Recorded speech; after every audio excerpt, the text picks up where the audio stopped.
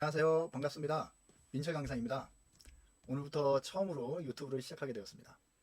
일단 제 소개를 간략하게 하자면 26년 정도, 26년간 중고등부 입시와 그 다음에 수능 강의를 하였고 16년 정도는 대학에서 토익 강의를 하였습니다. 공무원 영어나 편입 영어에도 관심이 많은 가르치는 일을 저의 이제 평생 소명이라고 생각하고 지금껏 쉼없이 달려온 사람입니다. 아, 일단 유튜브를 하게 된 동기는요. 일단 저는 주로 우리나라에서 시행되는 여러 시험 영어를 대비해서 오랫동안 가르치다 보니까 많은 학생들이 겪는 영어에 대한 어려움 또는 두려움 뭐 이런 것들을 바로 알 수 있겠더라고요. 그래서 이런 것들을 좀 어떻게 좀 제가 도움을 줄 수 있지 않을까 뭐 이런 고민을 계속 해왔습니다. 물론 영어는 참 어렵습니다. 진짜 저도 항상 늘 공부하고 지금도 뭐 계속 공부하고 책 보고 그러지만 어렵긴 해요. 그런데 저도 쉽지는 않지만 평생을 저도 영어를 가르치면서 또 동시에 이제 공부도 하고 뭐 그러다 보니까 지금은 이런 어렵다라는 그런 느낌보다는 좀 재밌다 이런 생각을 좀 많이 하게 됩니다. 생각을 해보면 그런 게 있잖아요.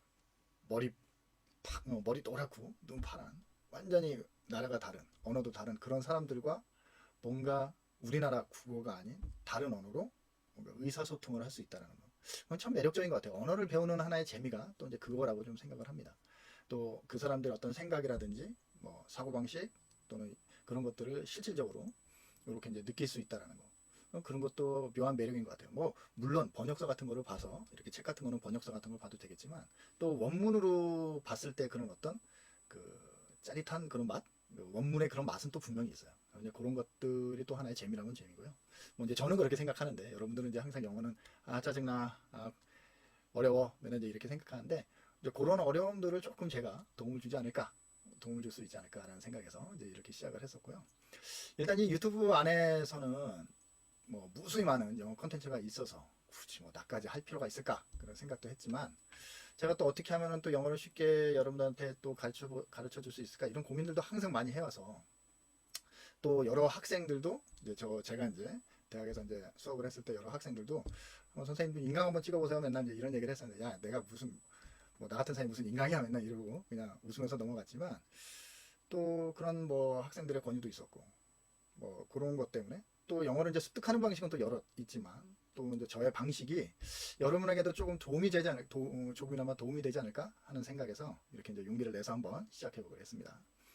뭐 제가 이제 이 유튜브라는 거 오늘 이제 처음 시작했는데 사실 많이 떨리긴 해요. 근데 평상시 제가 수업하는 것과는 또 많은 다른 그런 또 느낌이겠지만 그냥 편안하게 그러니까 줌 수업한다는 식으로 여러분들 뭐 코로나 때 보통 이제 저도 이제 줌으로 이제 수업을 많이 했었는데 줌으로 이제 수업을 한다 이런 생각으로 한번 해볼까 합니다. 그리고 이제 저의 어떻게 보면 미천한 영어 지식이 여러분들에게도 좀 조금이나마 도움이 되지 않을까 하는 이제 그런 마음을 가득 담아서 여러분들한테 한번 제가 갖고 있는 지금까지 제가 영어를 가르치면서 고민했던 것들 이런 것들을 여러분들하고 한번 이렇게 소통할 수 있는 잘 가르친다 이런 게보다는 제가 조금 더 도움이 되고 소통할 수 있는 그런 하나의 계기가 됐으면 하는 바람입니다. 뭐 그리고 틈틈이 저도 또 어떤 저의 이제 일상에서 일어나는 일들 또 일상 제가 어떤 생활하는 것들 이런 것도 틈틈이 이제 이렇게 공유하면서 여러분하고 이제 조금 어떻게 보면 좀 소통하면서 지냈으면 하는 그런 바람이 좀 큽니다.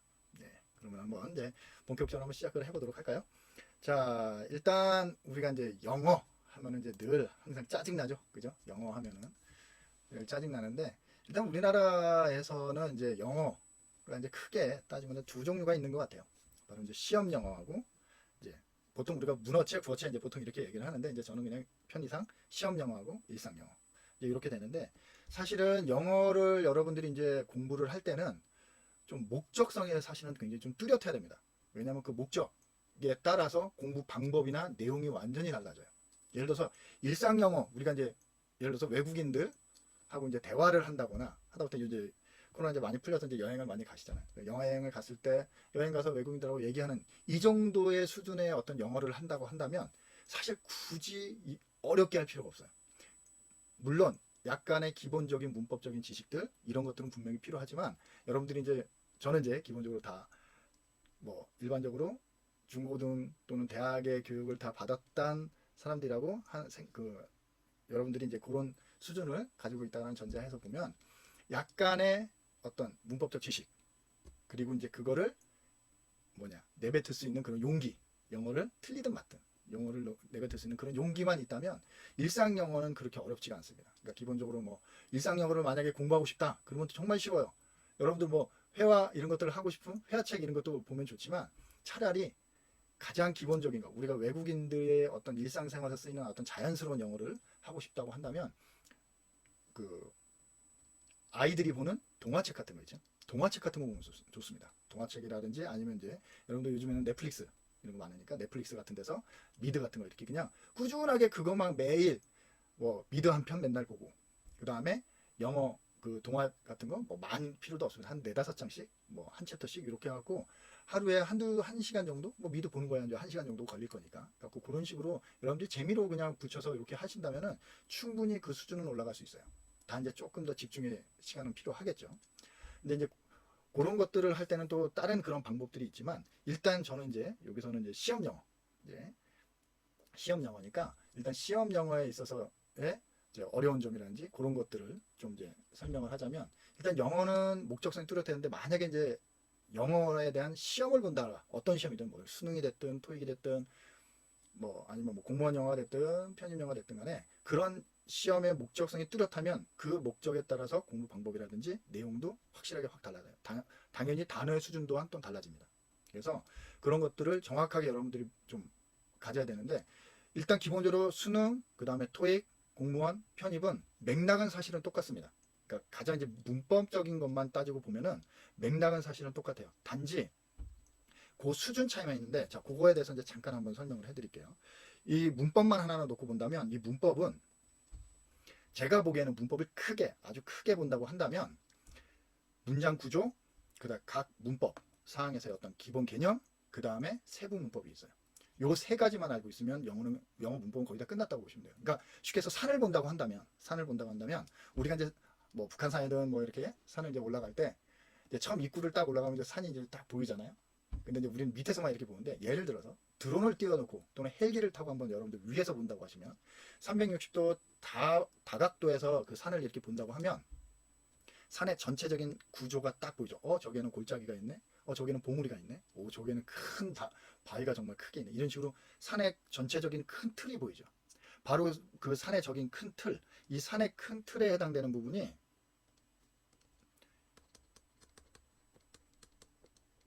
큰 틀에 해당되면 바로 이 문장 구조예요. 쉽게 해서 문장 파악이라고 하는데, 이 문장 구조가 사실은 제일 중요합니다. 이 문장 구조.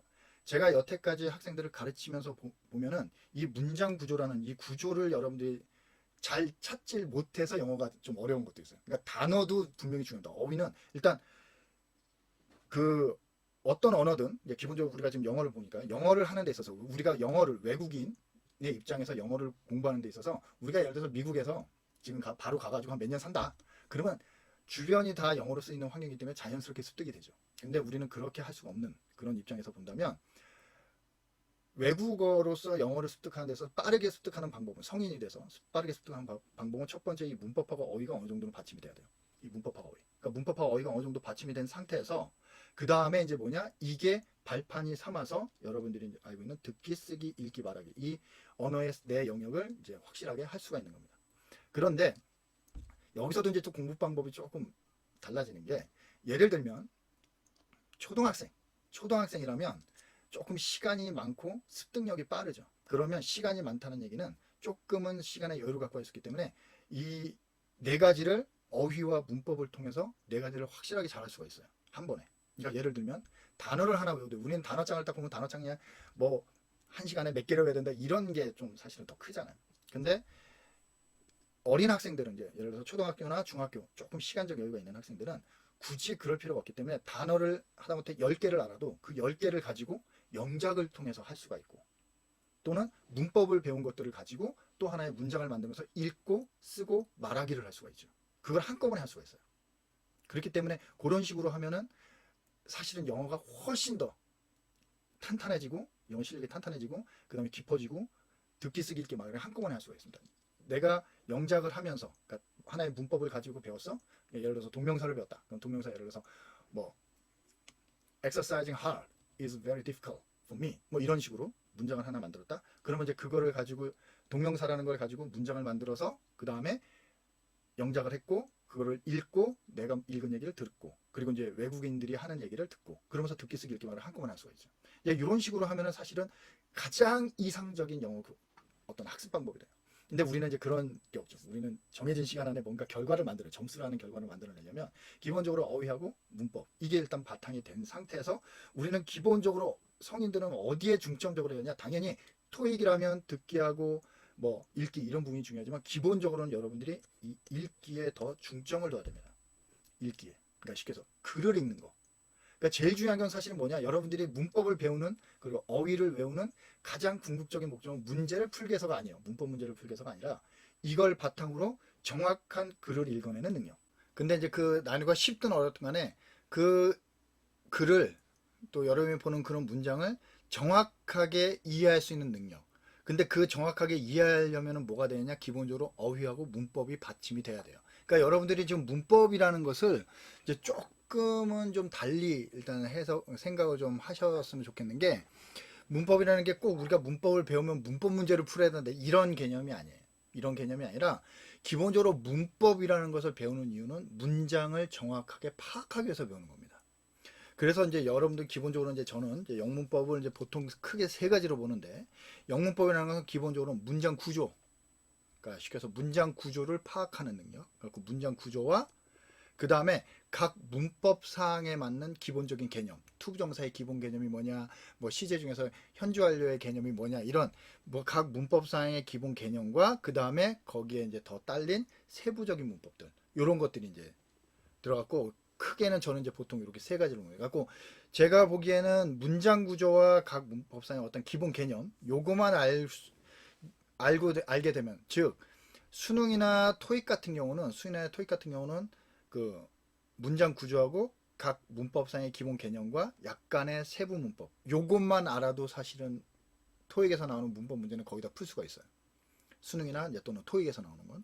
그런데 공무원이나 또는 편입영어 같은 경우는 조금 더 문장 구조나 각 기본 개념뿐만이 아니라 이 세부 문법에 조금 더 좀 집중되어 있는 그런 시험이라고 보시면 돼요. 그래갖고 여러분들이 어떤 시험을 준비하느냐에 따라서 이 문법도 어디에 포커스를 더 가지고 공부를 해야 되느냐가 좀 나옵니다. 근데 기본적으로는 이 문장 구조와 그 다음에 각 문법의 기본 개념, 각 문법상의 기본 개념을 이제 공통적으로는 무조건 알고 들어가야 돼요. 이거는 근데 아까도 얘기했지만 문법 문제만 적용되는 게 아니라 바로 정확한 독해, 정확한 읽기를 하기 위한 거예요. 정확한 읽기를 하기. 그래서 여러분들이 문법을 배우고 나면 어떻게 되냐? 그냥 문법 배우고 이해했어 이게 아니라 문법을 배우고 나면 바로 배운 즉시 바로 문장 또는 구문과 그 다음에 독해에 그걸 적용시키고 그리고 더 나아가서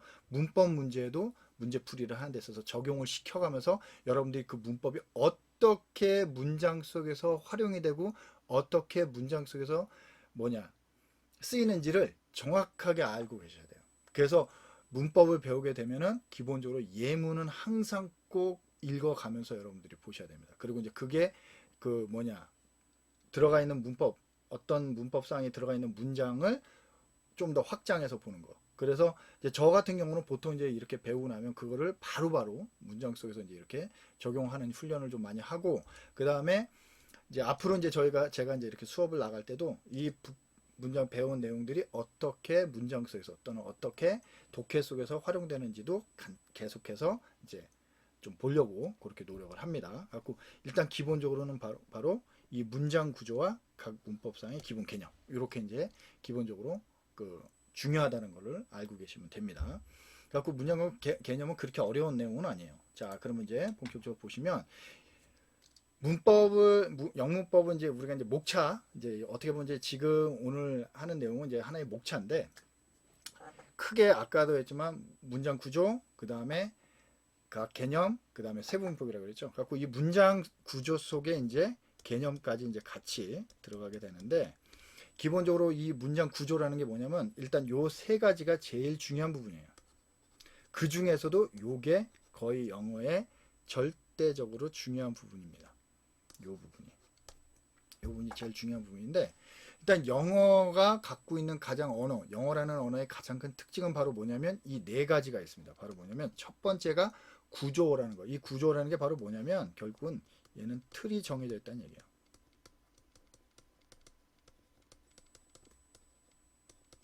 틀이 딱 정해져 있습니다.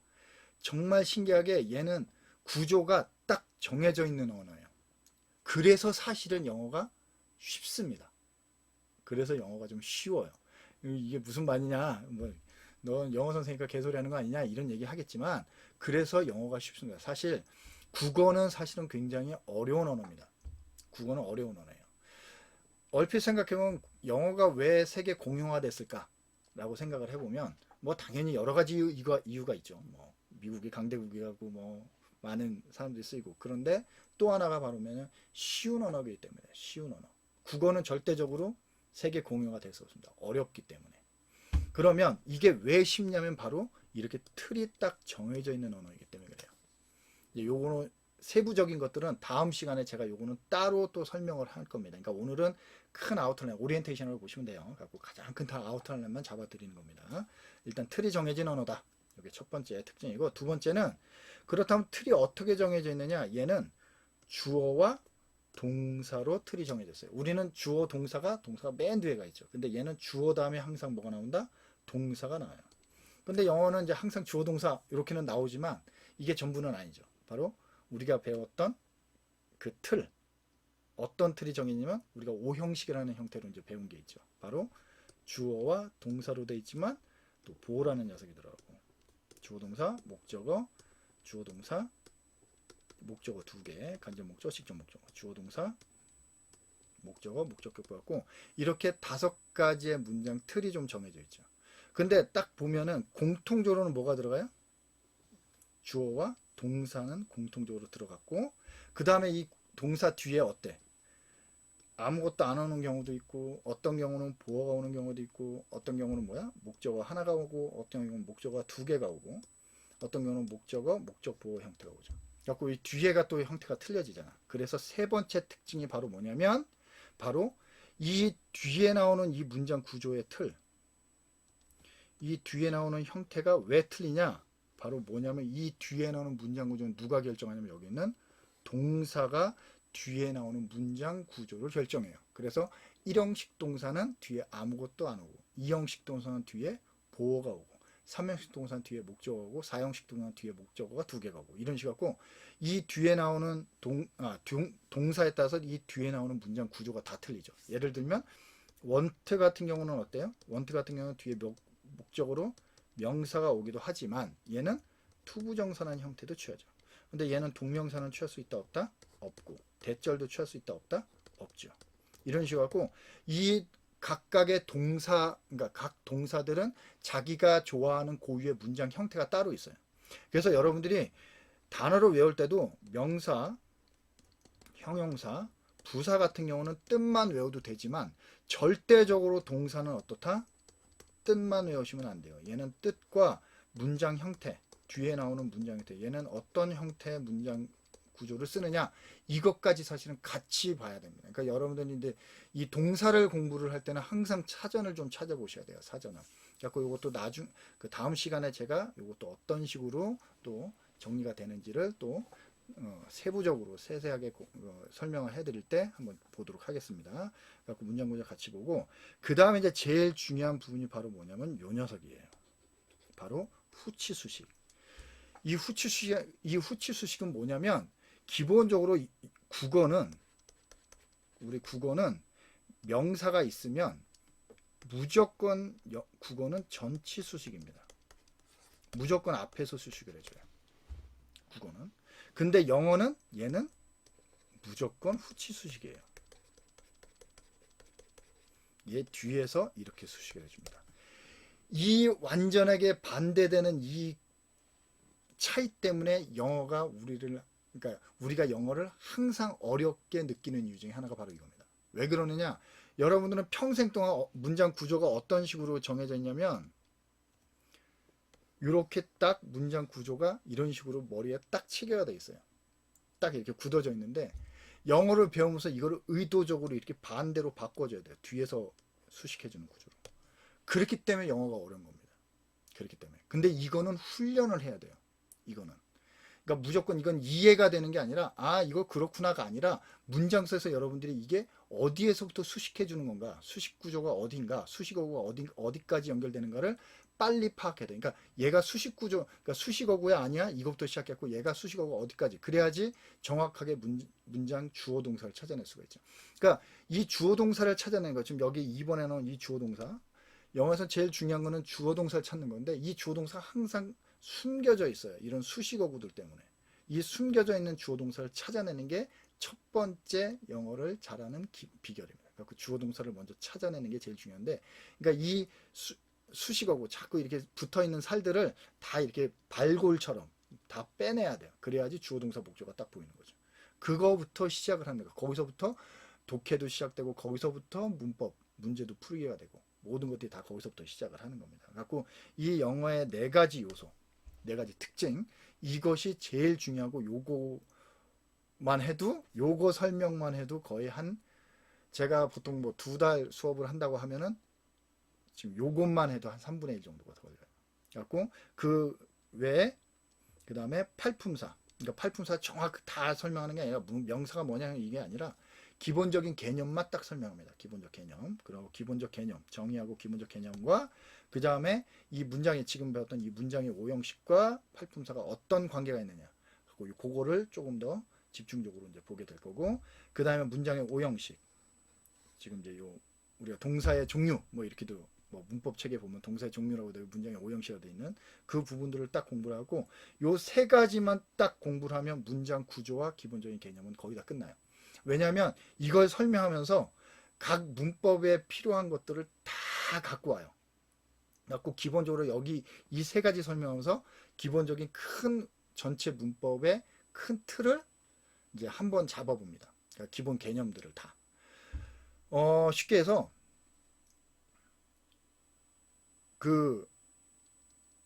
이게 이 부분이 거의 문법의 가장 큰 틀이라고 보시면 됩니다. 또 하나 가장 큰 틀. 그러니까 이 문장 팔품사하고 팔품사의 기본 개념에서부터 다 뭐냐 여러 가지 문법 사항들의 큰 개념들을 여기서 딱 잡아가지고, 쉽게 말하면 아까 뭐냐 산을 본다고 했을 때 산의 어떤 큰 틀, 산의 구조가 어떻게 되냐, 이거는 바로 뭐냐 문장 구조라고 그랬죠. 이 문장 구조가 바로 이 문장 구조가 개념이 바로 이 산의 전체적인 큰 틀을 보는 것이라고 보시면 돼요.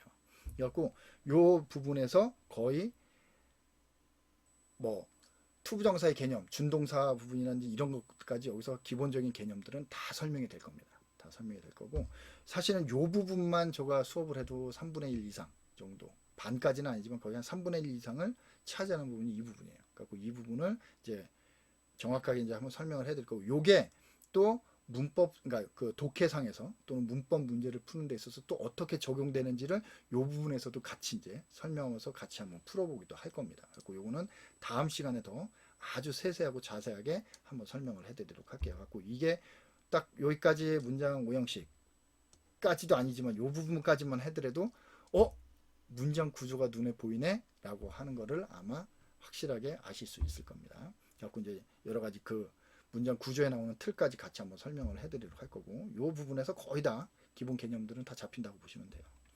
자, 그 다음에 이제 세부문법.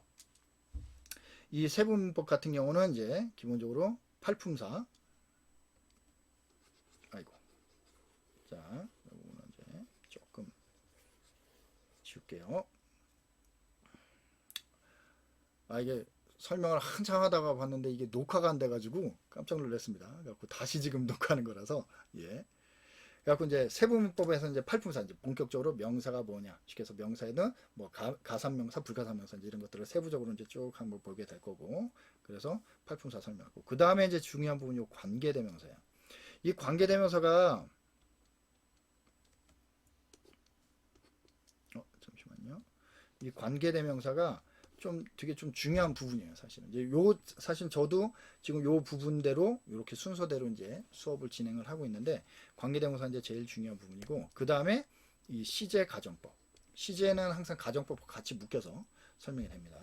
그러니까 이제 시제 부분에 현재 시제 때 이 가정법하고 같이 연결되기 때문에 그때 같이 한번 설명할 거고, 이 수동태는 영어 문법 문제를 좀 어렵게 내고 싶다? 그럼 다 수동태로 바꾸면 돼요. 그래서 얘가 이제 좀 짜증나는 거예요. 그래서 이 수동태는 바로 이 시제와 그 다음에 오형식, 이 시제와 오형식하고 같이 맞물려서 나옵니다. 그러니까 시제하고 오형식하고 이 수동태는 같이 묶여서 같이 공부를 좀 하셔야 돼요. 같이 묶어서 공부를 해야 되는 거고, 이 부분이 이제 수동태가 좀 그 어렵게 느껴지는 부분이 되는 겁니다. 그 다음에 이제 준동사, 투부정사, 동명사, 분사인데 특히 이 분사 부분은 굉장히 좀 중요한 부분이고, 요거는 아까 기본 개념은 앞부분, 문장 구조 부분에서 다시 한번 설명을 해두도록 할 거예요. 그 다음에 비교, 일체화, 화법, 특수문에서 이 도치. 이 도치 문장은 제가 보기엔 수능이나 또는 이제 그 토익에서는 그렇게 이게 자주 출제되지는 않고 거의 이제 뭐 굳이 몰라도 그만, 알아도 그만 뭐 이 정도가 되는데, 공무원 시험이나 편입 시험 같은 경우는 이게 좀 굉장히 중요한 부분으로 좀 많이 공부를 해 두셔야 되는 부분이고 정확하게 좀 아셔야 되는 부분인 것 같아요. 이 도치 부분 같은 경우도 따로 이제 공부를 좀 하셔야 되고, 아까 공부하는 방법에 따라서, 그러니까 공부의 어떤 목적성, 어떤 시험을 보느냐에 따라서 이 문법도 조금은 집중해서 해야 되느냐, 조금은 문장 구조나 이런 개념에 더 기본적으로 거기서까지만 해도 되냐는 거를 조금 파악할 수가 있는 거죠. 갖고 이제 그렇게 여러분들이 이제 문법이라는 거를 보시면 됩니다. 갖고 이제 여기까지가 바로 가장 큰 어떻게 보면 아웃라인을 제가 이제 한번 설명을 해드린 겁니다.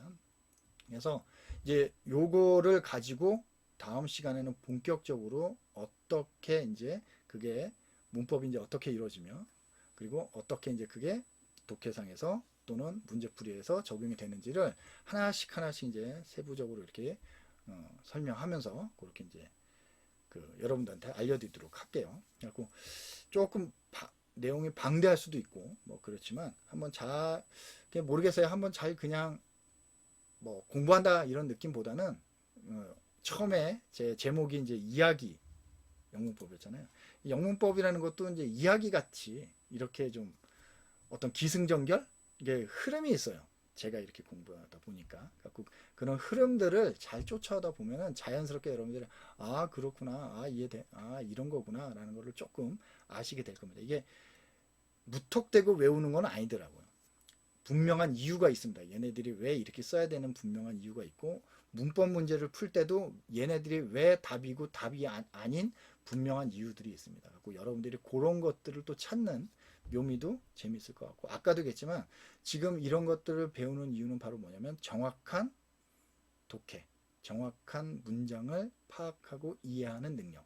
요게 사실은 첫 번째 여러분들의 어떤 목표라고 보시면 돼요. 그래서 그거를 정확하게 하기 위한, 그리고 이제 플러스 알파로 이제 문법 문제도 정확하게 이제 이해할 수 있는 능력. 그런 것들을 좀 아시고 그 다음에 또 이렇게 연결해서 같이 또 들어주시면 좋을 것 같습니다. 하여튼 긴 시간 잘 들어주셔서 감사드리고, 오늘 첫 시간에 저도 많이 버벅대기도 하고 그랬는데 앞으로 이제 조금씩 좀 발전할 수 있겠죠? 예. 아무튼 관심 많이 가져주시면 감사드릴 것 같고요. 예. 다음에 또 만나도록 하겠습니다. 감사합니다.